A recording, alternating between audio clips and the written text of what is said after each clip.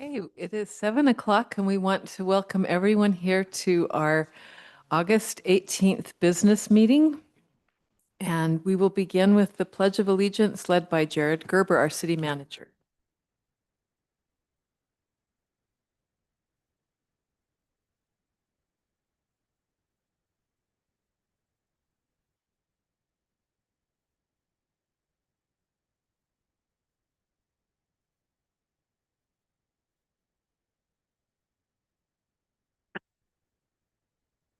And this is the week when we have time for our city council committee reports. And we will begin with a report from Councilmember Matt Holton. Good evening, everybody. Hope you're doing well. I'm going to report on a couple things. First, Park Trails and Open Space Committee. If you haven't gone to those committees, they're a great group of people who love the outdoors, love getting out. We've got a great volunteer network of volunteers in the park who are super, super passionate. So if you have a chance, they've got a meeting tomorrow evening if you have a chance to go. Not tomorrow evening, sorry, later in this month, next week. Yeah, next week. Next week. They are actually working on some of their priorities that they're going to want to share with the council of things that they're seeing happening in the park. The other committee that I want to share some news on is Wasatch Front Waste and Recycling District. We have put forward a ton of effort. I've touched on this before. I've got a list of items here. We figured out how to with efficiencies and cutting, and it's not really necessarily cutting. For instance, the leaf bags, every fall, the Wasatch Front Waste and Recycling District would give leaf bags to cities to pass out. And we had this discussion in our meetings of we don't give bags out for trash collection or any other type of collection, that we're already providing the service of taking the leaves. And if people want to figure out how to collect them in there on their own way, that was just right there about $30,000 of just leaf bags. So you start looking at some of these things and they add up, and we ended up getting to a point of postcards for Billings and the leaf bags and changing something to the scrap program. And we converted from radio towers to mobile network radio communication on the trucks. And we ended up getting up to $2.3 million in savings, which again, our effort was to prolong, keep the high level of service and prolong the need to go out and raise fees as long as we can. We've got a great attorney in our city here. The reason why I bring that up is Harriman City's leaving the district, and our attorney here was left Harriman City and is now in Cottonwood Heights, but was part of that process of figuring out how to have a positive break. And I've mentioned this in the past. I do just want to bring it up again. The district is becoming super competitive. They're going out there and they're competing for business. They're doing all they can to bring revenue in. They've created new programs. So I called 1-800-GOT-JUNK, and I had a fridge that needed to be picked up, and they charged me about $200. Wasatch Front Waste and Recycling District has a program where they'll come get mattresses. They'll come get fridges. They'll come and get these items if you're a member of the district, and it is $30, $45.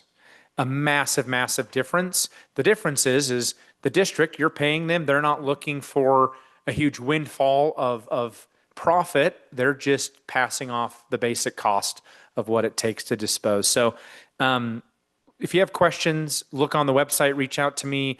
If there are things that you need or want to see or improvements to the district, I'm telling you, we've got a great group of people who are doing everything we can to innovate and make things, again, provide that high level of service without having it cost more. Thanks so much. Thank you so much, Councilmember Holton and Councilmember Highland. I am just going to report on emergency management. We have had an opportunity in the last few years to catch a little glimpse of an emergency without having to feel the real impact of an emergency. Like, remember that small earthquake or the 5.3 we had in 2020? And I just ran outside and went, oh my gosh, I thought I was prepared and I'm not. And last week's storm was a once in a 200-year downpour where we got 1 to 1.5 inches in about 15 minutes. So it wasn't the total amount that we got, it was that it came so fast. And Public Works shared with me today, it's about 0.5% chance of that happening in a year. And so it reiterates to us that even though emergency management is one of those things we just kind of push off because we don't need it today, it's something that we definitely need to be prepared for, including being flood ready. One of the things that we talked about and in our emergency management steering committee is really a desire for neighborhood community groups. And in my own neighborhood, we have a group of 147 women. It's a ward boundary, but it's not tied to the LDS church. It's just what the boundary is. And within minutes, we had people on there saying, hey, Creek Road and Highland is closed because it's flooded. My basement flooded. Does anybody have fans? And so as a neighborhood, we immediately got some fans and helped that neighbor. I'm doing a remodel and my roof was exposed. Does anybody have some squeegees or push brooms to help me get the water out of my remodel area? That kind of connectivity would be so beautiful in our city, not just for emergency management, for also for the other things we kind of do is just kind of sharing and caring. When we have a lost dog, for example, someone will post a picture and then all of a sudden, oh, well, that's so-and-so's dog, and they come and get it. So this is something that I'm working on and I want to advocate for. A couple of the committee members have really latched onto this. We want to put some kind of structure around it and think about other things. We could immediately post what we talked about today, Love Your Watershed, in these neighborhood groups. And my neighborhood gets together and does a fall cleanup for the widowers in our area. And this is something we could just dovetail onto that. So I hope we will give some firm consideration to that in our city of creating neighborhood districts where people can feel connected. The last thing I want to just tell you about is the CERT refresher course on September 17th at 7 p.m. at City Hall. We have so many people in the city who have been CERT trained, but we don't actually know where they all are. So whether you're CERT trained or not, come for this refresher course. We'd love to know who you are, get your email address, be able to also make a connection there. And if you have been considering getting CERT trained, this would be an opportunity for you to get at least a glimpse of what that would be for you. I am really grateful that I'm CERT trained, that I got an opportunity to develop some skills and just a peace of mind that I knew what would happen in an emergency and how I could help. So that will be on September 17th at 7 p.m. here at the City Hall. Thank you so much. Councilmember Newell. Not a lot to report, mostly because I serve on the Canyons Foundation Committee and school just got in. So we had a great opportunity watching students come into their schools for the first time, or I should say for the year, and watching those excited faces of these young people as they came onto their campuses. The Arts Council is another place where I serve, and we had a council meeting this month, so I don't have a report for them.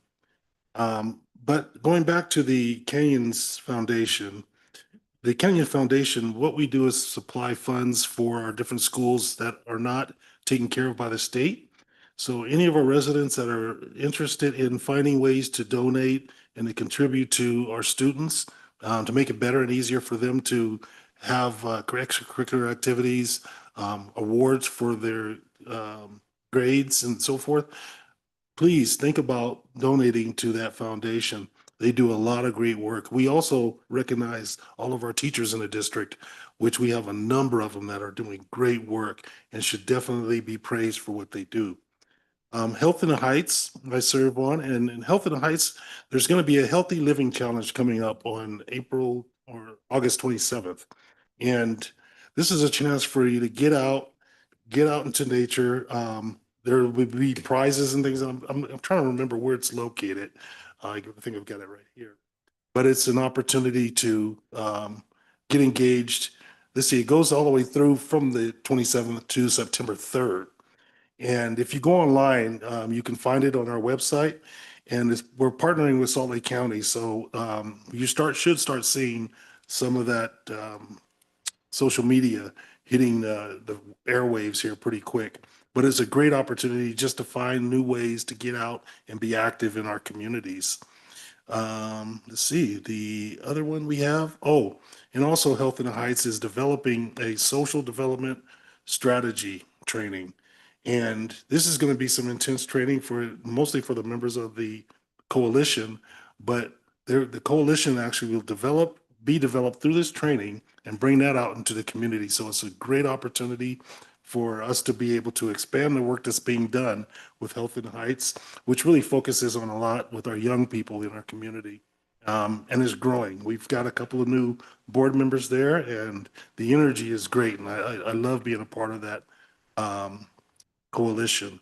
And for me, that's the end of my report. Thank you. Councilmember Burrell.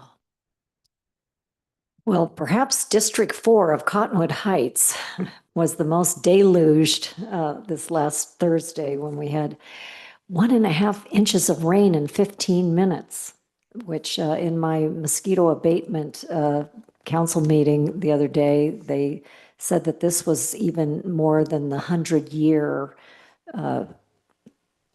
event. So we had some challenges in District 4 with landslides and various debris coming across roads. And so it was pretty exciting. We also are aware that that incident has created a storm drain problem that our city staff is attending to. It's kind of an example of how we really need to take climate change seriously and put a great focus on sustainability and resiliency and planning for these kind of erratic weather episodes. I had participated in a Utah League of Cities and Towns podcast, and it was on advanced air mobility.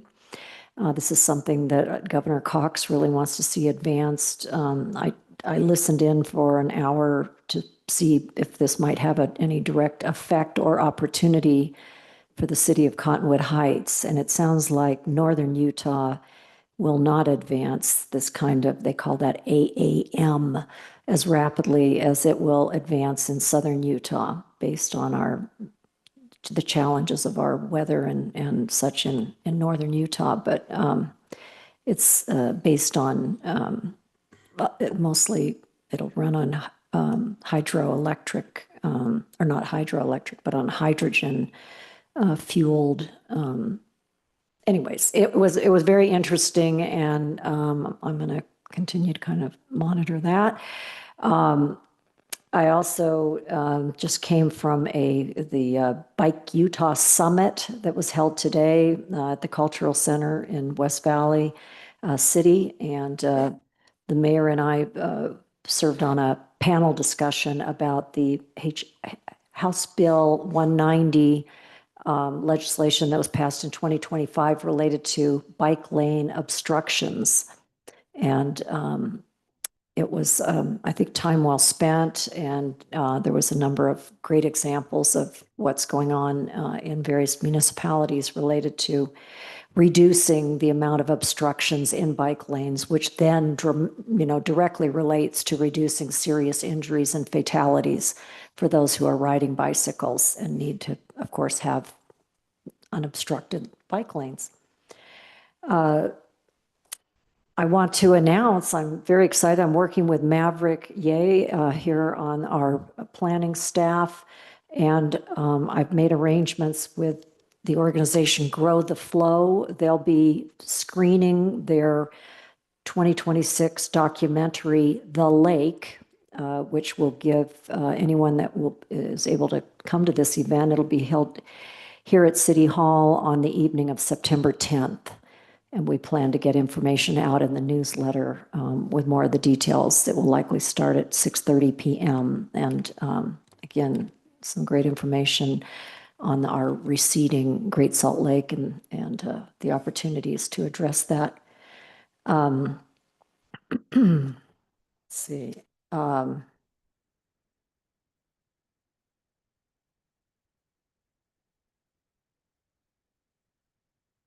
So though there's been other committee meetings that I liaison with, I think I've given you the highlights. So thank you. Thank you. Okay. Just to follow on with what Councilmember Burrell shared, I know that our Public Works people were out until 2:30 a.m. on Friday morning after that Thursday night storm. and we really appreciate all their efforts. And I also want to thank our police department. We're working on priority for bike lanes for 23rd East, and I came up 23rd East today, and they have cones so that people cannot park and that the bike lane is open. So this is a creative, inexpensive way to remind people that there's a bike lane, and I appreciate our police for doing that. I want to report on my service on the UFA board. That's the Unified Fire Authority, which is the entity that provides us with fire coverage and for emergency services. And we had a meeting today. And I want to report that on the 24th, with the fireworks not allowed in our city and most cities in this county, I believe all, there were 30 less calls on the 24th. There were only 2 small fires, and they were grass fires. Overall, though, the calls are up 3,000 for the year. So we have more use of our fire services, but I appreciate all the people in our community who responded appropriately to the fireworks restrictions that we had. And then the fire in Midvale, just near our boundary, that was 3.5 days straight of firework for the UFA. And I want to let us all know that they have a community risk program. And as part of that, UFA, this is really important. They completed focused inspections at 195 apartment complexes last year, encompassing 1,592 individual buildings. So these inspections are done so that they're checking on fire hazards, but also to build relationships with the property managers and to help them know how they can reduce hazards. And so this is wonderful that the UFA is focusing on preventative work. When they find hazards, they can identify trends and more effectively target inspections, education, and outreach. So this is an effort to prevent fires. We also hear about how our stations are used. And Station 110 that is on Fort Union is the 3rd most utilized station within UFA. It has a 23% utilization rate, meaning that's how much of the day they're out, 23%. The average is 11.7. So they are twice as productive or used twice as much as most stations in our valley. And they've had an 81% increase from the previous month. So I just want to appreciate everything that UFA and our firefighters do for us. I just love to hear the quality and high standards they have for themselves. That one of their mottos is automate or die. So they try to automate everything that they can, and they have continuous improvements. So these are some of the things that I wanted to share.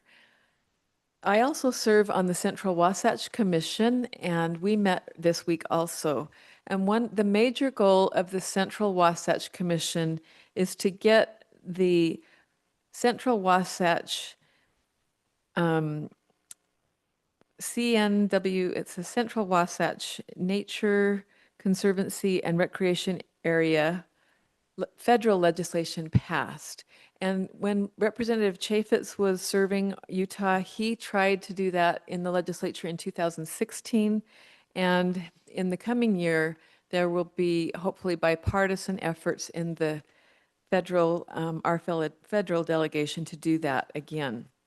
Just to recognize that this area is so highly visited because it has such a large population on the front and the back of the Wasatch, and great pressures with higher visitation, and it is our watershed. And there are places that are watersheds throughout our country where no one is allowed to enter. So it is always a privilege for us to enter these watersheds, and this would be legislation to help protect that watershed, and so that's interesting work. Councilmember Highland mentioned Love Your Watersheds Challenge. This is coming from Mayor Jenny Wilson from the county and also Sherry Woods from South Salt Lake City, because we're seeing more impacts on our waterways, more pollutants in them. So each of us, we can take the first Friday of the month with our neighbors or on our own or with any civic group that we're in to get out and look at our storm drains and to clean the rubbish and things that have gotten close to the storm drains away. And then to have whatever service days during the year to be a time to focus on those storm drains so that we can reduce the impacts and help the water flow better so that we have less problems when we have a severe storm.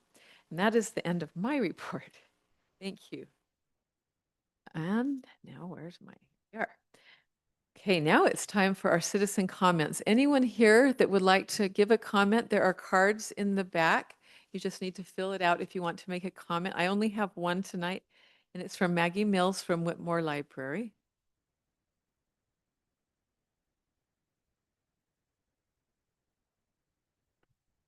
Hello, hi, I'm Maggie Mills, manager at the Whitmore branch of the Salt Lake County Library.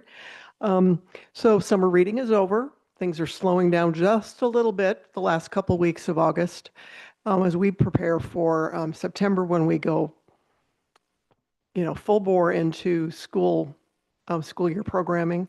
The story times, all the early learning things for the preschool age crowd. Those are Tuesdays, Wednesdays, and Thursdays at 10:15. And we have a Read to a Dog this Saturday on the 22nd at 11. That's always popular.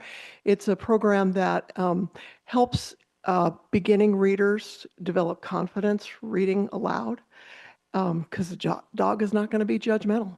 And it's very effective for those new readers. And we also have nonfiction book club for adults. It's tomorrow.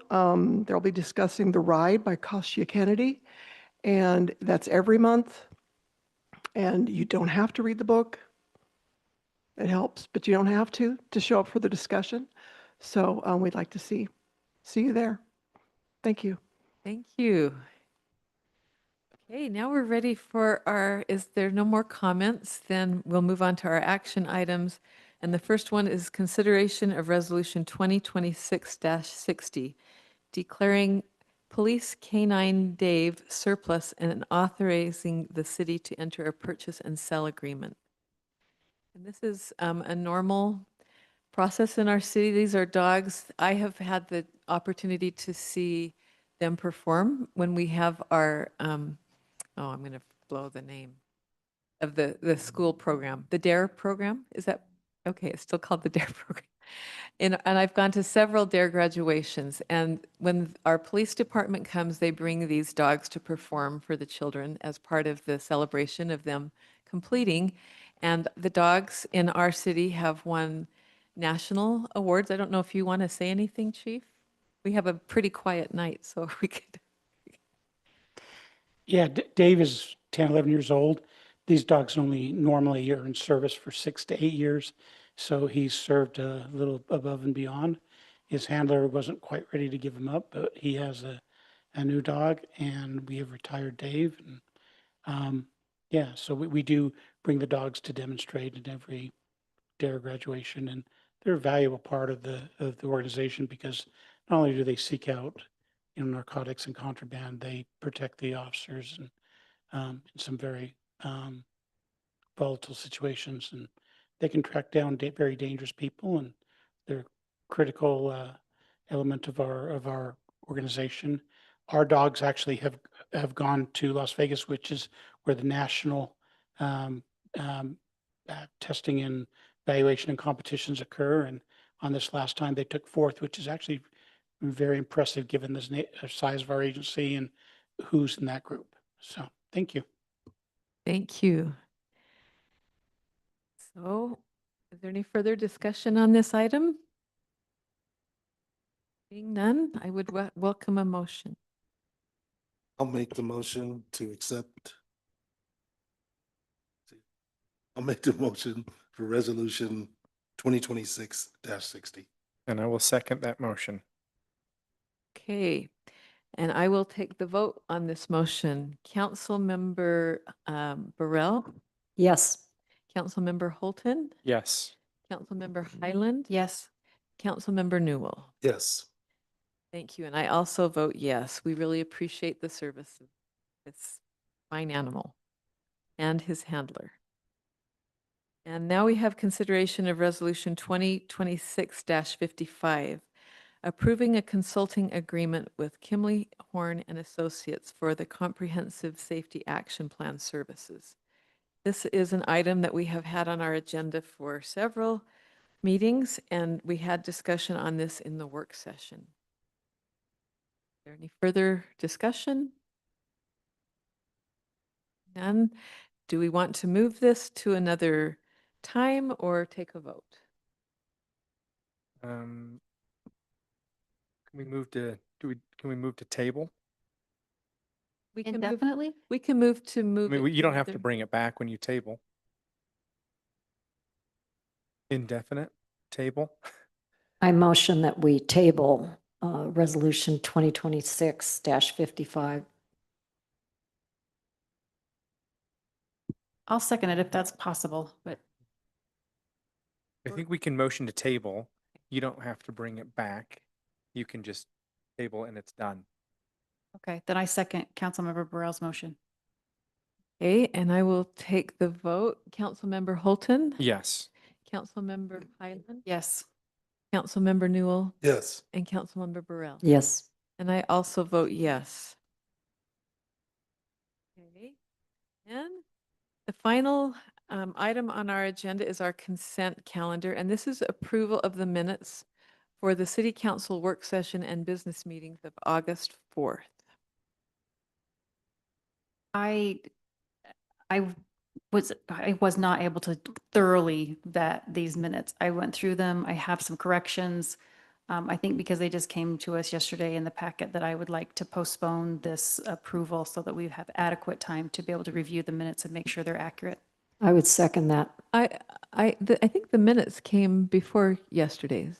They came on Thursday. However, I think whenever a council member would like to postpone, that is fine. I'm sorry for that I misspoke. It's been a busy week. Okay, I was looking at amended and revised and revised. And I would suggest just making the motion to put it on the next agenda or something like that, something where it's a date certain.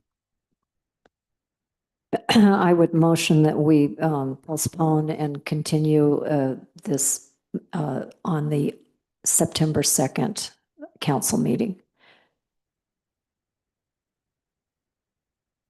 I'll second that motion. For our next meeting on the 1st. It is September 1st. Okay, and this can be a voice vote, correct? Okay, all in favor? Aye. Aye. Okay, with that, we're ready for one final motion. Always a joy to end early, so I will motion that we adjourn this second business meeting that we've had today. I'll second that. Okay, all in favor?